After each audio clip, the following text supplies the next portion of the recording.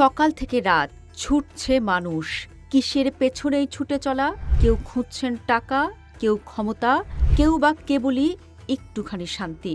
কিন্তু দিন শেষে এক বুক ক্লান্তি আর একাকিত্ব ছাড়া আমাদের ঝুলিতে কী বা জমা হচ্ছে? আজকের সমাজে সম্পর্কের টানাপোড়েন, অবিশ্বাস আর নৈতিক অবক্ষয় যেন আমাদের নিত্যদিনের সঙ্গী। বাহ্যিক চাকচিক্য বাড়ছে ঠিকই, কিন্তু ভেতরের মানুষটা দিন দিন ফাঁপা হয়ে যাচ্ছে। অথচ মানুষের আসল সৌন্দর্য তো তার বাহ্যিক রূপে নয়, বরং তার চরিত্রে। বিশৃঙ্খলা থেকে শৃঙ্খলায় ফেরার পথটা আসলে খুব বেশি দূরে নয়। হাজার বছর আগে মানবতার মুক্তির দূত মহানবী হজরত মুহাম্মদ সাল্লাল্লাহু আলাইহি সাল্লাম বলেছিলেন, আমি মহৎ চরিত্রের পূর্ণতা দানের জন্যই প্রেরিত হয়েছি। আর এই সুন্দর চরিত্র গঠনের মহাসড়ক লুকিয়ে আছে পবিত্র কোরআনের পাতায়। মাত্র কয়েকটি সহজ শিক্ষা বদলে দিতে পারে আমাদের এলোমেলো জীবনকে। শৃঙ্খলার প্রথম পাঠ তাকওয়া বা আল্লাহভীতি। যখন সিসিটিভি ক্যামেরা না থাকলেও একজন মানুষ বিশ্বাস করে আমার আল্লাহ আমাকে দেখছেন, তখন অন্ধকার ঘরেও সে কোনো অন্যায় করতে পারে না।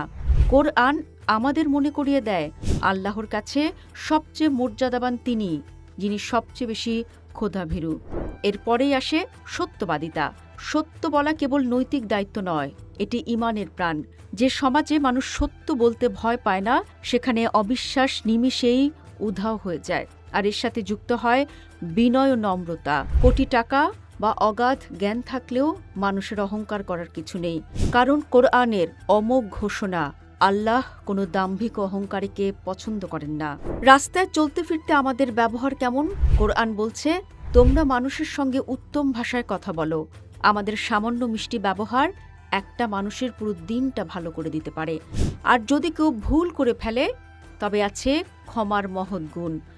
ক্ষমা মানুষকে দুর্বল করে না, বরং মানসিকভাবে আরও শক্তিশালী ও পরিপক্ক করে তোলে।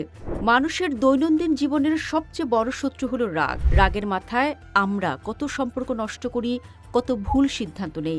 রাসূল সাল্লাল্লাহু আলাইহি সাল্লামের স্পষ্ট নির্দেশ ছিল, তুমি রাগ করো না।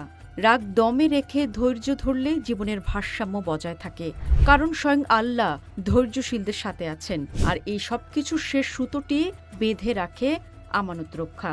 কারো গোপন কথা, গচ্ছিত সম্পদ কিংবা অফিসের অর্পিত দায়িত্ব সবই আমানত, যা রক্ষা করা প্রকৃত মুমিনের পরিচয়।